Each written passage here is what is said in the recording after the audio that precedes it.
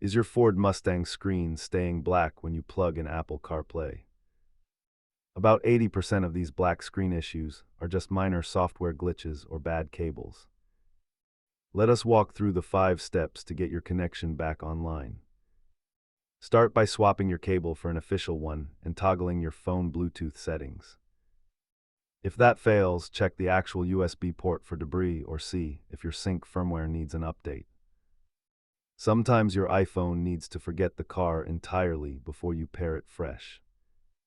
Most fixes are easy DIY steps, but a bad APIM module will require a professional tech. As you can see, the data points clearly toward cables and software being the primary culprits. If nothing else works, performing a master reset on your sync system usually clears the errors. Keep an official cable and a flash drive for updates in your glove box for emergencies. Remember that infotainment systems sometimes just need a moment to cycle power before they wake up. Try these steps today and get back to your music. Subscribe for more Mustang tips.